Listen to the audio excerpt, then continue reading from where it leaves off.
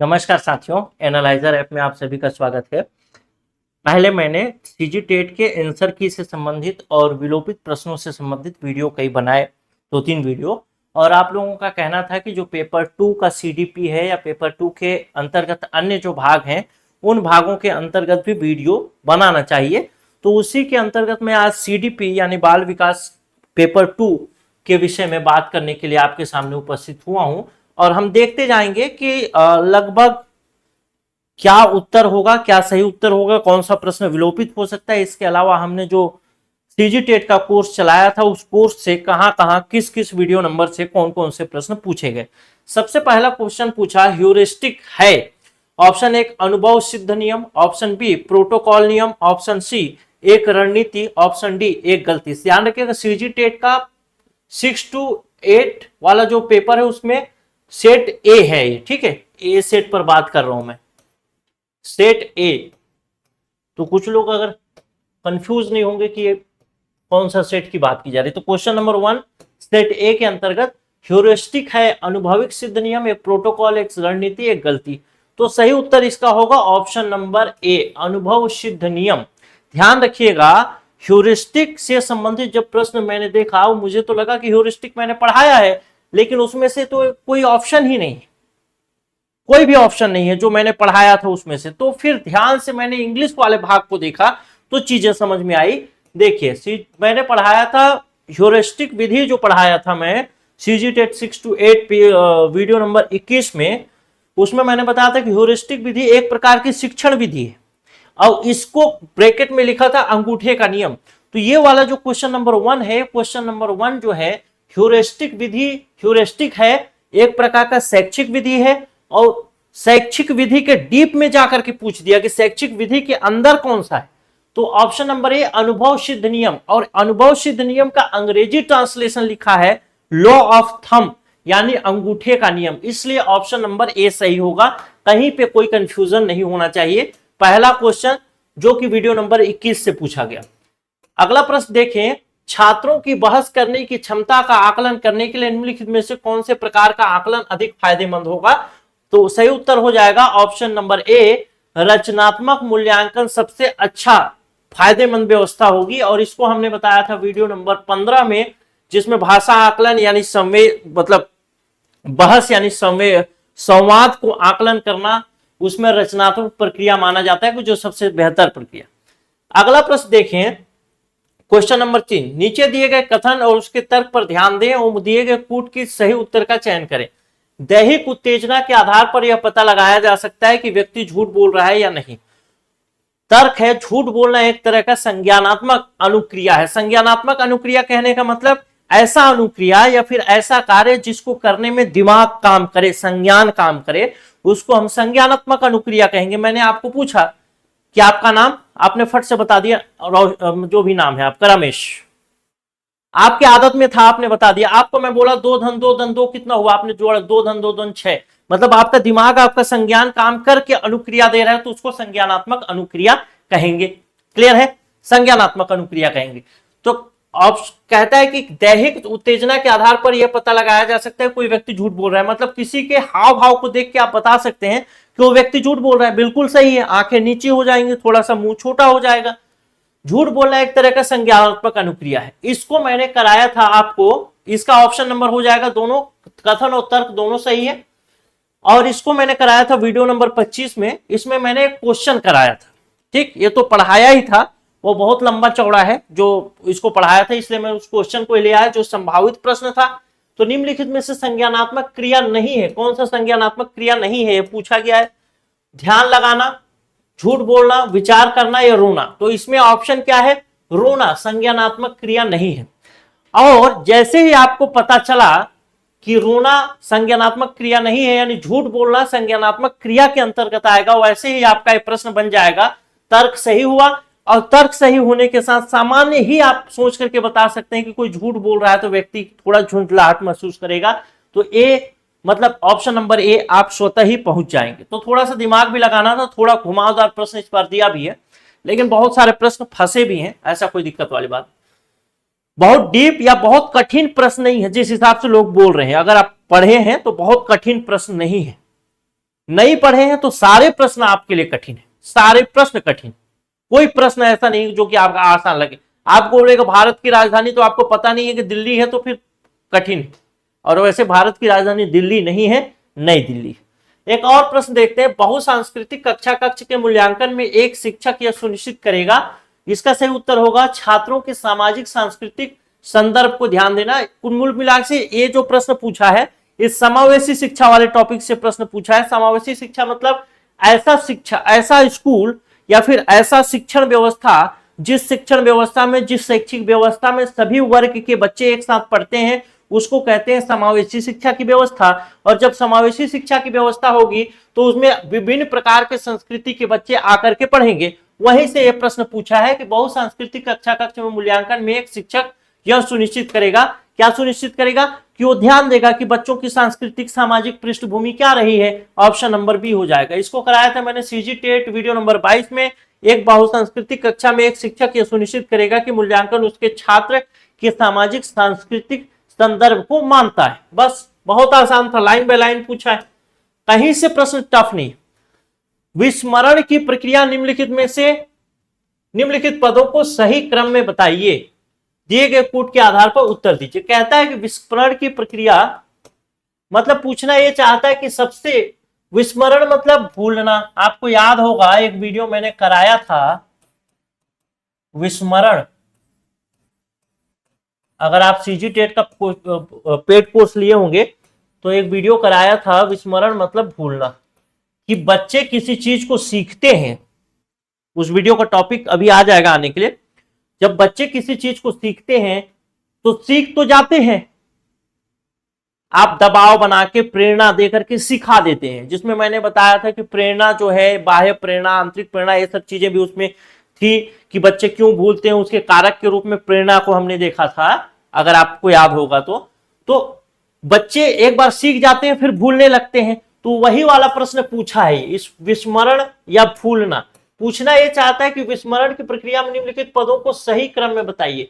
यानी पूछना यह चाहता है कि अगर किसी बच्चे को कविता याद है, निरर्थक पद याद है, गद्यांश याद है, शुद्ध ग्रहित सीखना ये सब याद है, तो इसमें से वो किस क्रम में भूलेगा चीजों को। सुग्रहित सीखना मतलब जिसको उसने गतिविधि के माध्यम से सीखा है।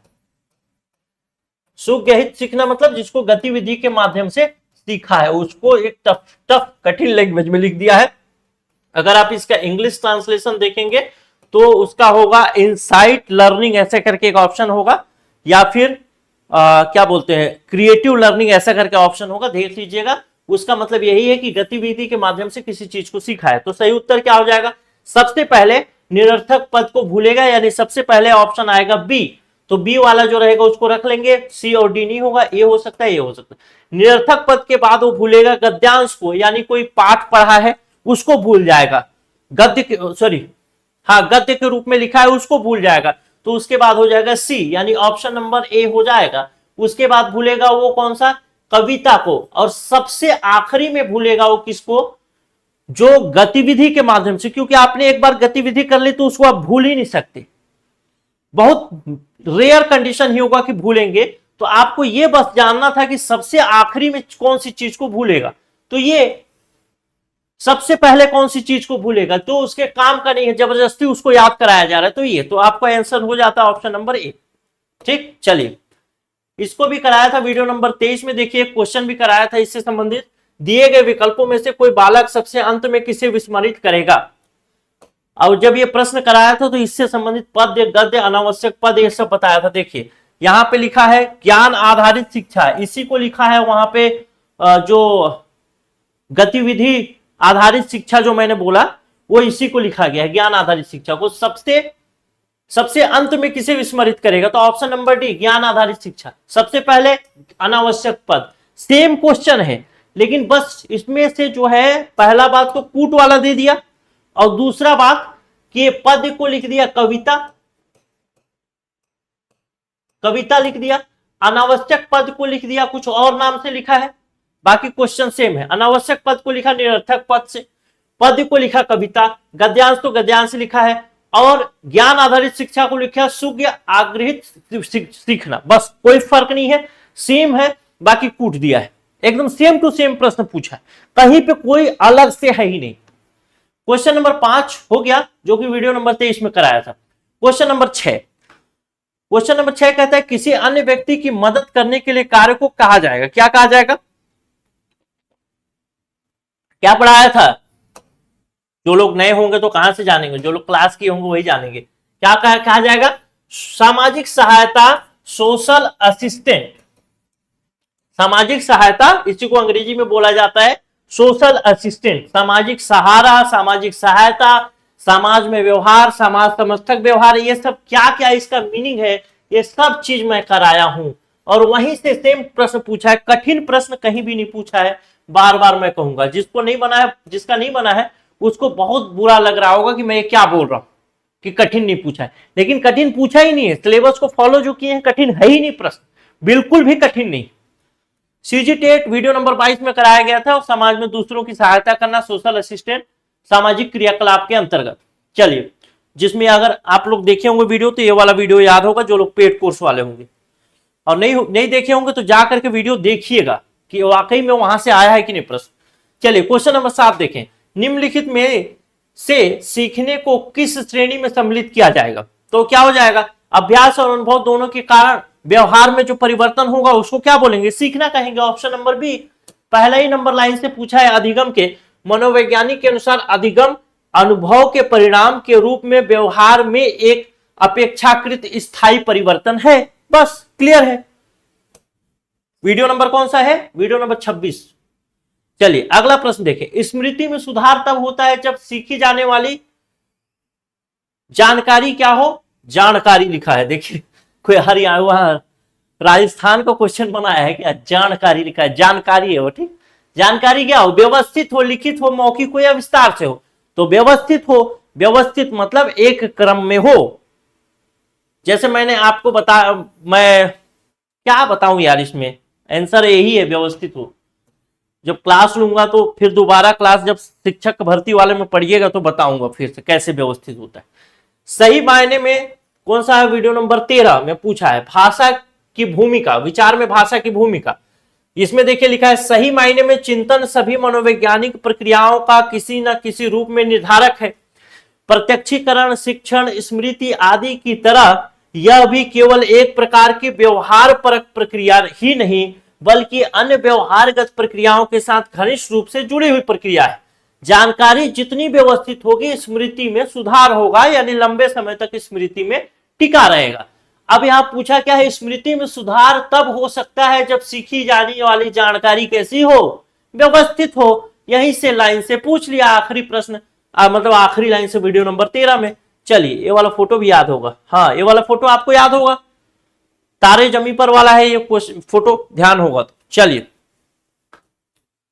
अगला प्रश्न देखते हैं, कामुकता को मनोसामाजिक सिद्धांतकार किसके परिणाम स्वरूप देखता है?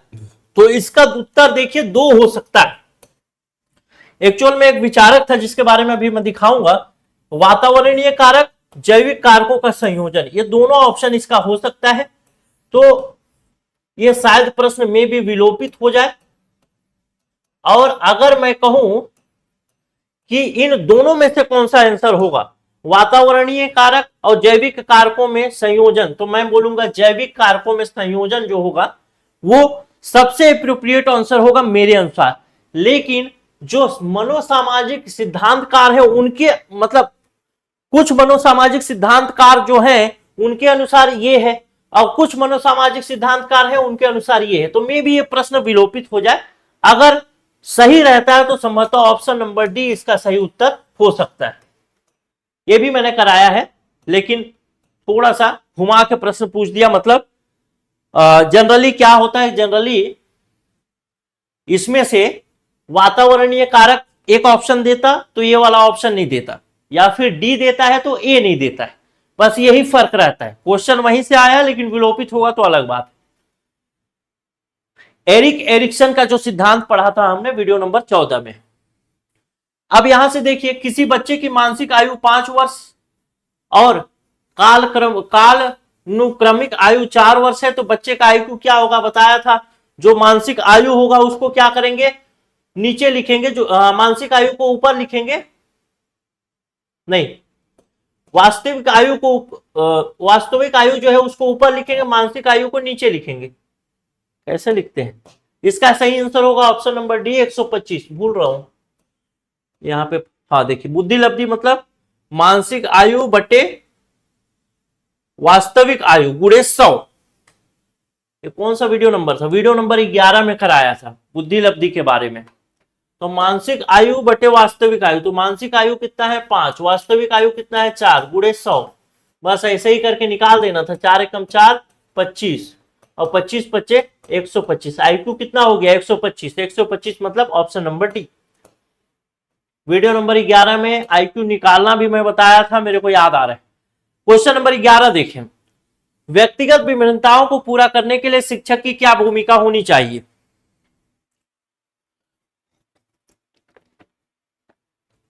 व्यक्तियों की योग्यता, रुचि एवं अधिक्षमताओं को जानने का प्रयास करें। ऑप्शन नंबर बी, पाठ्यक्रम को व्यक्तियों की आवश्यकताओं के अनुसार संयोजित करने का प्रयास कर समायोजित करने का प्रयास करें। तो क्या हो जाएगा? ए और बी दोनों हो जाएगा। ये भी आया है वीडियो नंबर 14 से ही। देखिए, व्यक्तिगत विभिन्नताओं का शैक्षिक महत्व, यानी व्यक्तिगत विभिन्नताओं के अंतर्गत का शैक्षिक महत्व क्या है, उसी के अंतर्गत ऑप्शन पूछा है। क्या शिक्षण पद्धतियों में परिवर्तन एवं समायोजन एक ऑप्शन है। देखिए, पाठ्यक्रम को व्यक्तियों की आवश्यकताओं के अनुसार समायोजित करें, व्यक्तियों की रुचि और अनुसार अधिक्षमताओं को जानने का प्रयास करें। दूसरा ऑप्शन देखिए, बालकों में विशेष रुचियों का विकास करें, और यही से पूछा है व्यक्तियों की योग्यता, रुचि एवं अधिक्षमताओं को जानने का प्रयास करें। तो यही दो ऑप्शन उठा करके, मतलब इस टेबल से, टेबल बोल रहा हूं, इस जो पॉइंट है, इसी पॉइंट में से दो ऑप्शन को उठा करके प्रश्न पूछा है। अगला प्रश्न देखिए, क्वेश्चन नंबर 12, बच्चे की बुद्धि एवं विकास का अध्ययन करने की सर्वोत्तम विधि कौन सी होगी? तो सही उत्तम विधि कौन सी हो जाएगी? ऑप्शन नंबर सी हो जाएगा, विकासात्मक विधि। यह भी प्रश्न पढ़ाया हूं संभवतः, हाँ वीडियो नंबर 8 में पढ़ाया है, क्वेश्चन ही कराया था मैंने, सेम ही पूछ लिया है। देखिए, बच्चे की वृद्धि और विकास का अध्ययन करने की सर्वोत्तम विधि कौन सी है? सेम प्रश्न पूछा है क्या? मनोवैज्ञानिक, तुलनात्मक, विकासात्मक, सांख्यिकी, सेम प्रश्न पूछा है एज इट इज। नहीं, अच्छा, मनोविश्लेषणात्मक विधि के जगह में मनोवैज्ञानिक विधि डाला है, और बाकी तुलनात्मक, विकासात्मक, सांख्यिकी, बाकी सेम है। क्या बात है यार, वाह, मजा आता है जब ऐसा प्रश्न पूछता है ना, मजा आता है। देखिए, इसको प्रीवियस ईयर क्वेश्चन में कराया था, सेम एज इट इज पूछ दिया। देखिए, वीडियो नंबर 8 में कराया हूं, देखिएगा ध्यान से भाई। और उसको डिटेल में भी करवाया था मैं वीडियो नंबर 3 में। वीडियो नंबर 8 में मतलब दो जगह ये पढ़ाया हूं, या ये 3 ही होगा, गलत छप गया होगा, ये हो सकता है ये वीडियो नंबर 3 ही हो, वीडियो नंबर 3 हो या 8 हो, किसी में तो कराया हूं। और इसमें देखिए, विकासात्मक विधि को बताया भी हूं, विकासात्मक विधि क्या है पूरा डिटेल में। तो जरूरी नहीं कि एक लाइन में प्रश्न पूछ लिया तो वहीं से पूछेगा, अगली बार विकासात्मक विधि के अंदर और घुस के प्रश्न पूछ सकता है। क्वेश्चन नंबर 13 देखें, सामाजिक संज्ञानात्मक मानचित्र क्या है? सामाजिक संज्ञानात्मक मानचित्र क्या हो जाएगा? ऑप्शन नंबर सी हो जाएगा, विभिन्न स्रोतों से मिली जानकारी को मिलाकर प्राप्त किया जाएगा। मतलब मिलाकर प्राप्त किया जाएगा कहने का मतलब क्या है? इसको जो पढ़ाया था सामाजिक संज्ञानात्मक मानचित्र, तो आपको याद होगा, नहीं होगा तो मैं बताता हूं ये होता क्या है।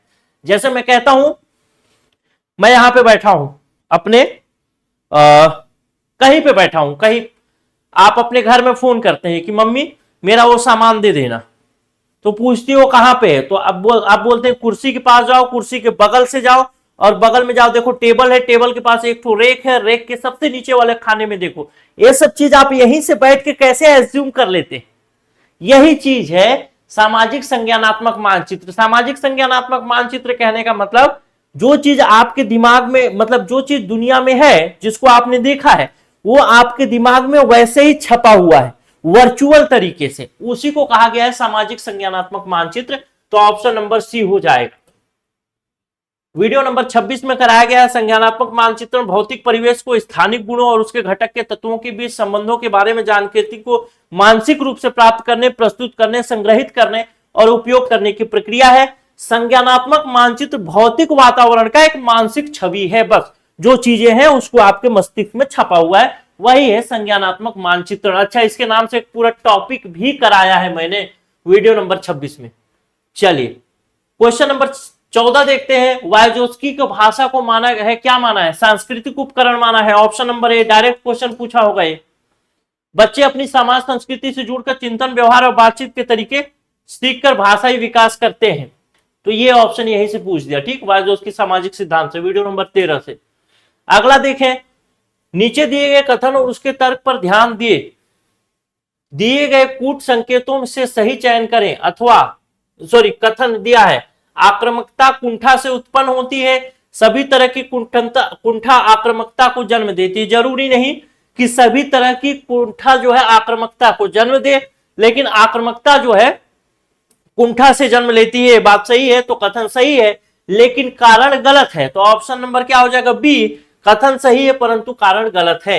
ये एक प्रश्न मैंने अभी तक जो मैं देखा, क्वेश्चन नंबर 14 तक जो भी मैंने बताया, वो सारे प्रश्न जो है मेरे पढ़ाए हुए से हैं। क्वेश्चन नंबर 15 मेरे पढ़ाए हुए से नहीं है। मतलब ई वाला सेक्शन थोड़ा सा छूट गया मेरा। एक क्वेश्चन अभी तक है जिसको मैंने छोड़ा है। क्वेश्चन नंबर 16 देखें। विशिष्ट शिक्षा सर्वप्रथम विकास कहां हुआ? तो यूरोप में हुआ, इंग्लैंड में हुआ था, यानी ब्रिटेन में ये शुरुआत हुई थी। ब्रिटेन की विशिष्ट शिक्षा आरंभ होने के पश्चात पहली शताब्दी में, ये पूरा कराया है मैंने वीडियो नंबर 17 में। तो अभी तक एक ही क्वेश्चन है जो कि नहीं बना है, मतलब नहीं आया है पढ़ाए हुए में से, बाकी सब आया है। इस चीज को ध्यान रखिएगा भाई, क्योंकि आपको आगे शिक्षक, सहायक शिक्षक की तैयारी करनी होगी, तो उसमें ध्यान रखना होगा कि भाई सिलेबस लगभग सीजी टेट और शिक्षक सहायक शिक्षक का सेम है, वही सिलेबस है।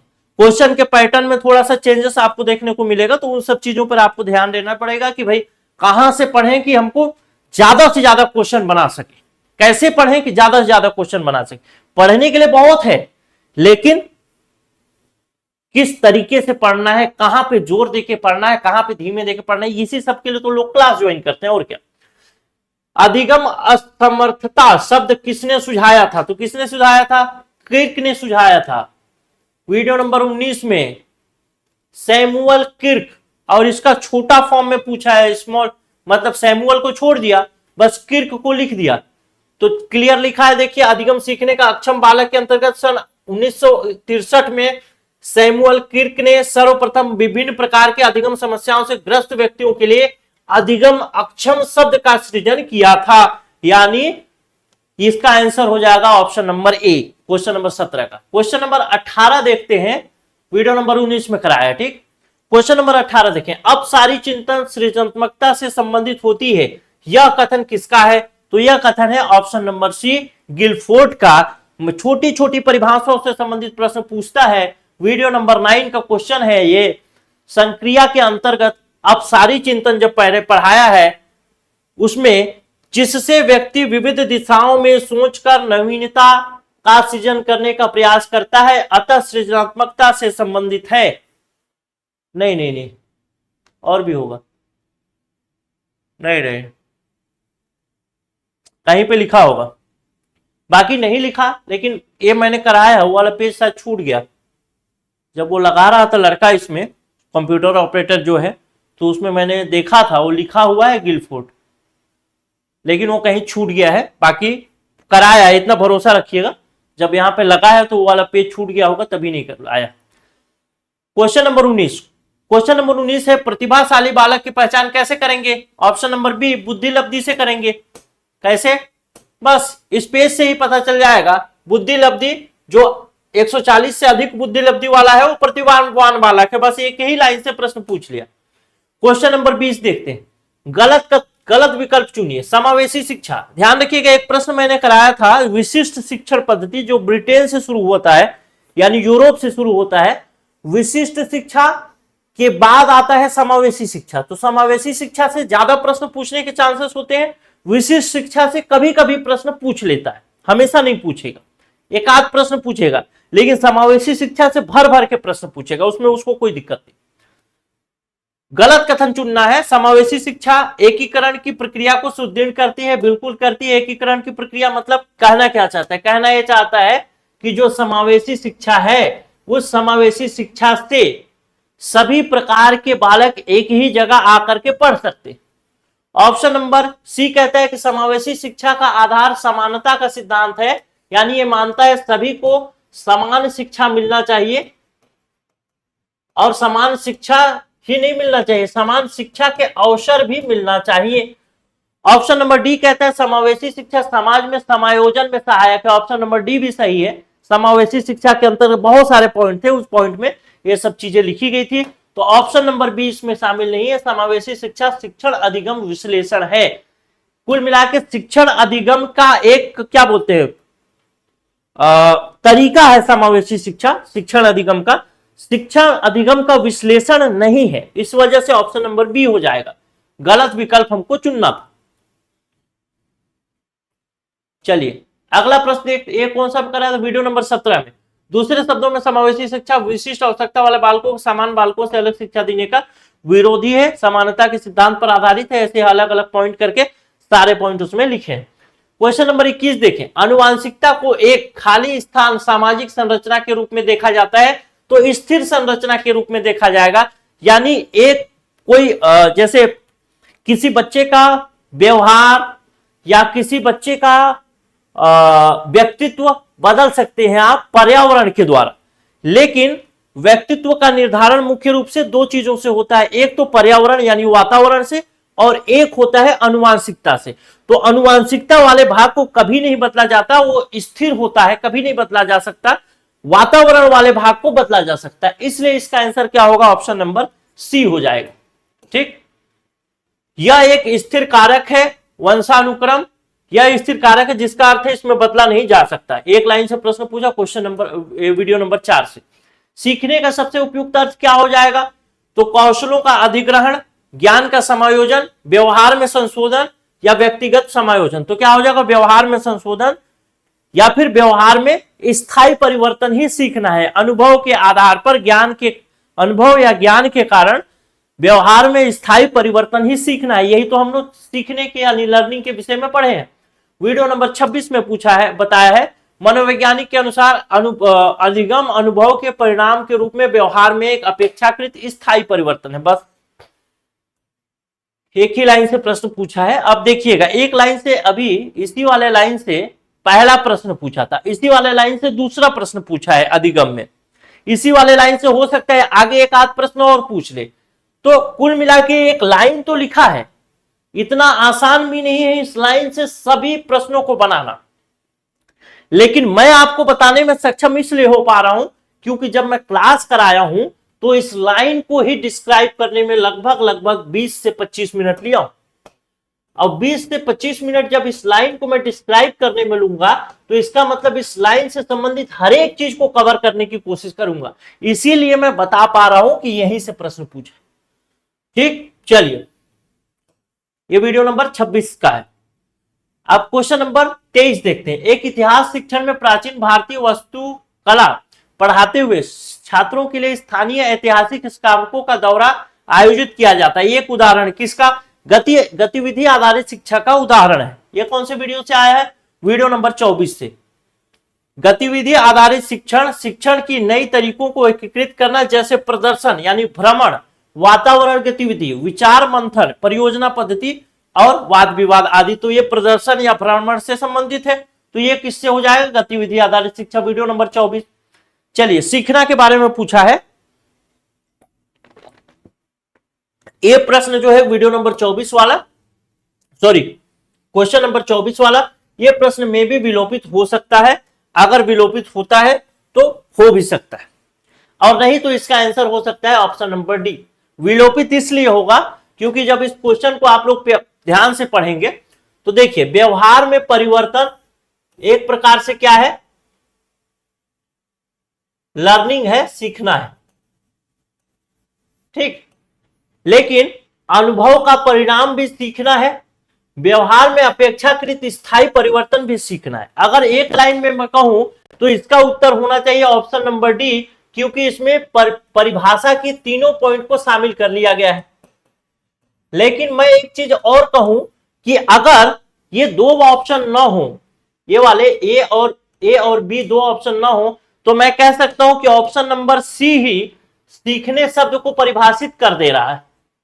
तो या तो मैं इसका ऑप्शन नंबर डी आंसर ले लूं, या तो इसका आंसर सी में ले लूं।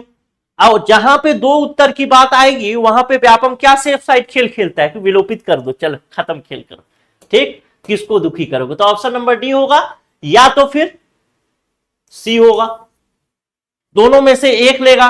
दावा आपत्ति लोग करेंगे तो यह प्रश्न विलोपित हो सकता है, दावा आपत्ति नहीं करेंगे तो डी सी जो लिया रहेगा वही फिर चल जाएगा। संभवतः डी लेना चाहिए, डी या सी में कोई लेगा, ठीक है। चलिए प्रश्न यहीं से पूछा है, मनोवैज्ञानिक के अनुसार अधिगम अनुभव के परिणाम स्वरूप व्यवहार में एक अपेक्षाकृत स्थायी परिवर्तन है। देखिए अधिगम अनुभव के परिणाम स्वरूप लिखा है, व्यवहार में परिवर्तन है, अनुभव का परिणाम है स्थायी परिवर्तन, तीनों चीजें लिखा है अलग अलग, तो किसको आप मानेंगे, तो इसीलिए बोल रहा हूं डी होगा या तो सी ले सकता है। कोई दावा आपत्ति करता है तो इसको चेंज कर देगा, डी से सी में चला जाएगा, सी से डी में चला जाएगा।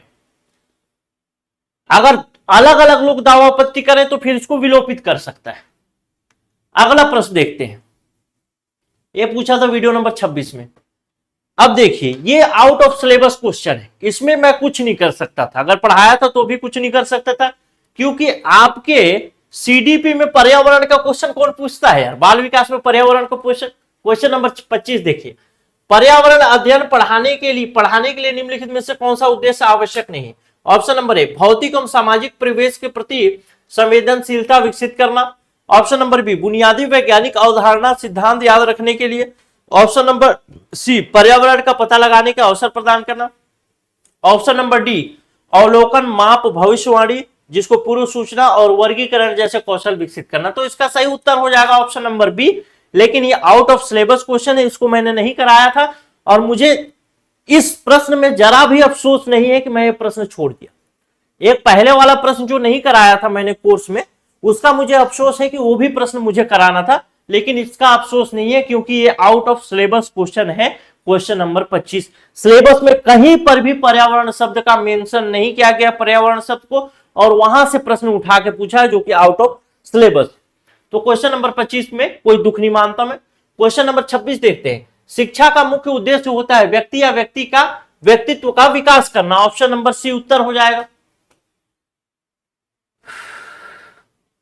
शिक्षा का मुख्य उद्देश्य व्यक्तित्व विकास करना भी होता है। कौन सा क्वेश्चन हो गया, वीडियो नंबर 13 में पूछा गया, CG TET 6 to 8 video number 13 में एक लाइन में लिखा है, उसी लाइन से क्वेश्चन पूछ दिया, वन लाइनर, बहुत आसान है। ये वीडियो आपको याद होगा, कैसे लर्निंग वाला मैंने छोटा सा इमोजी लगवाया था और बताया था आपको। क्वेश्चन नंबर 27 देखें, बच्चे के लिए निःशुल्क एवं अनिवार्य शिक्षा का अधिकार अधिनियम कितने वर्ष के बच्चों के लिए लागू है, तो 6 से 14 वर्ष के बच्चों के लिए, इसमें कोई कंफ्यूजन नहीं, लेकिन इसको भी कराया है मैंने। सीजी टेट वीडियो नंबर 26 में करवाया है, 6 से 14 वर्ष तक के बच्चों के लिए मुफ्त और अनिवार्य शिक्षा को मौलिक अधिकार बनाने संबंधी विधेयक right of children to free and compulsory bill Lok Sabha में पारित किया गया 4 अगस्त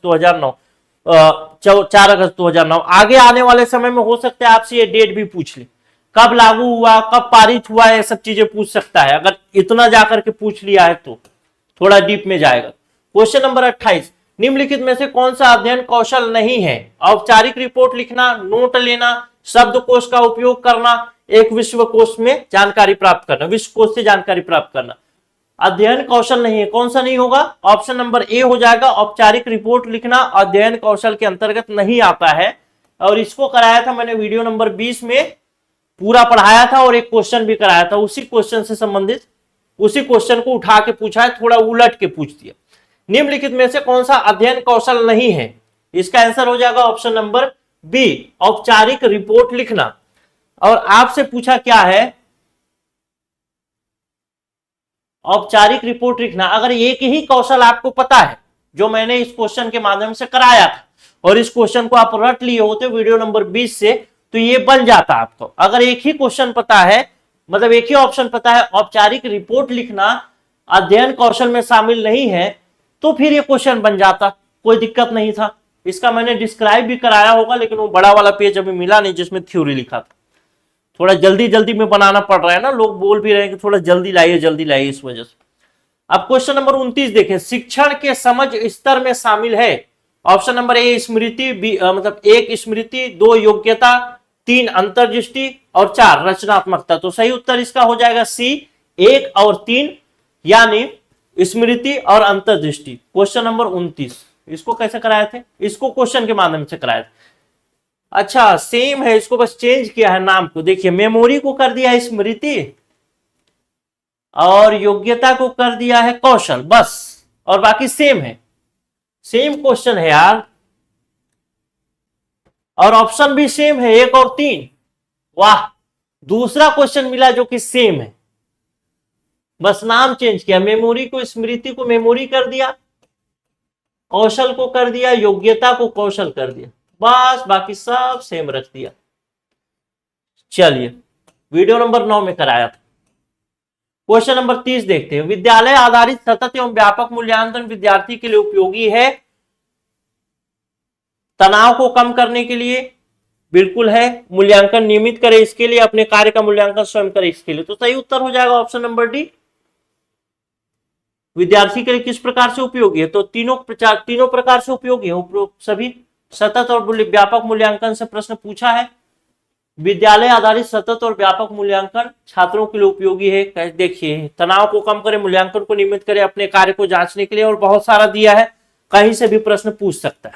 ठीक है, तो इस वीडियो से मुझे ये लगता है, इस वीडियो को देखने के बाद या फिर इस पेपर के एनालिसिस करने के बाद मैं डिसीजन पे, इस निष्कर्ष पे पहुंचा हूं कि 30 प्रश्न सीडीपी में पूछे गए, सीजी टेट के पेपर 2 में, पेपर 2 में 30 प्रश्न पूछे गए।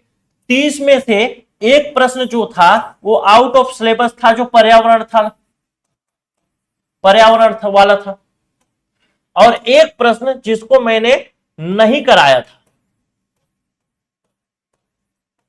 मतलब एक प्रश्न से संबंधित क्लास में नहीं कराया, जो कि एक प्रश्न पढ़ाए हुए से अलग से आया, और बाकी जो बचता है 28 प्रश्न, वे 28 प्रश्न कोर्स से ही पूछे गए। मतलब जो कंटेंट है उसमें कहीं कोई दो राय नहीं है कि उस कंटेंट से सिलेक्शन होगा। सोच के देखिए कि 30 में से 28 प्रश्न पूछा जाना कितना महत्वपूर्ण बात होगा किसी कंटेंट के लिए, या किसी शिक्षक के लिए, या शिक्षक के लिए कितनी बड़ी उपलब्धि होगी। मुझे तो बहुत खुशी होती है जब मैं ऐसा देखता हूं कि 30 में से 28 प्रश्न मेरे पढ़ाए हुए में से आए। अब 28 प्रश्न कोई छोटा मोटा चीज नहीं है। आप 30 में से किसी के 10 प्रश्न किसी कोर्स से आ जाए, किसी नोट से आ जाए, तो पूरा तहलका हो जाता है कि भाई इसी से आता है। और 30 में से 28 प्रश्न बहुत मायने रखते हैं, और इस 28 में से भी 26 प्रश्न मैंने देखा कि कोर्स से पूछेंगे, और 2 प्रश्न तो एज इट इज बिना उसके क्या बोलते हैं ऑप्शन को चेंज किए ही पूछ लिए गए हैं। तो ध्यान रखिएगा, सिलेक्शन आपका यहां से हो जाएगा, लेकिन अगर आप कोर्स ज्वाइन करते हैं तो आपको पूरे भरोसे के साथ पढ़ना होगा। अगर पूरे भरोसे के साथ नहीं पढ़े तो फिर आप इधर उधर भागेंगे, वो छूट जा रहा है, वो छूट जा रहा है, वो छूट जा रहा है। बहुत ज्यादा पढ़ना जरूरी नहीं है, जो पढ़ रहे हैं उसको पूर्ण विश्वास के साथ पढ़िए। पहले सोचिए, फिर इरादा कीजिए, फिर न सोचिए जब इरादा कीजिए।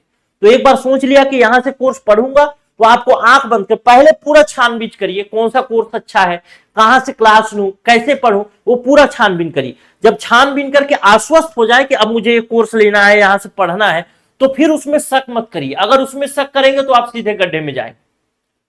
अगर पूरा पढ़ लिया होता सीडीपी, जो बच्चे सीजी टेट का लिए थे कोर्स, मैं जानता हूं कोई बच्चा पूर्ण विश्वास के साथ नहीं पढ़ता, खरीद लेते हैं कोर्स, नहीं पढ़ते। पूरा पढ़ लिए होते तो आज 28 के 28 प्रश्न वो सही करके आए होते, कहीं से नहीं छूटता 28 के 28 प्रश्न। उसी प्रकार से मैथ्स पेडागोजी में पूरा 100% क्वेश्चन सही करके आए होते। पेपर 1 के लिए जो सीडीपी लिए थे पूरा 100% सही करके, मतलब 29 क्वेश्चन सही करके आए होते। जो पर्यावरण था पेपर 1, उसमें से 25 क्वेश्चन सही करके आए होते। 25 क्वेश्चन पूछा है 30 में, तो 25 क्वेश्चन भी 30 में बहुत बड़ी उपलब्धि मानता हूं मैं। लेकिन मेरी कोशिश ये रहती है कि 30 में से 30 प्रश्न मेरे पढ़ाए हुए में से आए। तो आगे आने वाले वीडियो में, आगे आने वाले जो कोर्स होंगे, शिक्षक के कोर्स, सहायक शिक्षक के कोर्स, उसमें मैं इस चीज को अपग्रेड करने की कोशिश जरूर करूंगा। और आप भी अगर जुड़ते हैं तो पूरे भरोसे के साथ जुड़िएगा और पूरे भरोसे के साथ पढ़िएगा। सहायक शिक्षक और शिक्षक के लिए ऑनलाइन कोर्स उपलब्ध है जो कि 3,999 रुपए का है। अभी ऑफर में 2,499 रुपए में मिल रहा है। यानी शिक्षक का कोर्स लेंगे तो उसका फीस 2,499 रुपए लगेगा, सहायक शिक्षक का लेंगे तो उसका अलग अलग फीस है। दोनों का फीस 2,499 नहीं, दोनों का अलग अलग। ठीक, इस कोर्स के साथ आपको वीडियो क्लास, पीडीएफ टेस्ट तीनों मिलेगा। कोर्स की वैलिडिटी एग्जाम तक होगी। अगर एग्जाम थोड़ा लेट लतीफ भी होता है तो वहां तक कोर्स की वैलिडिटी चलेगी, वहां तक आप पढ़ सकें जब तक एग्जाम नहीं हो जा पाता, फिर दोबारा फीस देने की जरूरत नहीं। अगर आप कोर्स ज्वाइन करना चाहते हैं तो 94,064,21,014 ये व्हाट्सएप नंबर है, इसमें मैसेज करिएगा। आपको जो भी कोर्स लेना है, सहायक शिक्षक का लेना है तो सहायक शिक्षक लिख के, शिक्षक का लेना है तो शिक्षक का लिख के, जैसे ही आप कोर्स लिख का नाम लिख के भेजेंगे इधर से आपको बताया जाएगा कितना फीस है। अगर आप इच्छुक होंगे ज्वाइन करने के लिए, पेमेंट डिटेल भेजेंगे, फोन पे, गूगल पे, जिससे भी आप चाहे पेमेंट कर लेंगे। पेमेंट करने के बाद व्हाट्सएप टीम आपका कोर्स एक्टिवेट कराएगी। यही प्रक्रिया है, आपको पहले पेमेंट करना होगा, उसके बाद आपका कोर्स एक्टिवेट हो जाएगा। मिलता हूं अगले वीडियो में। नमस्कार, जय हिंद।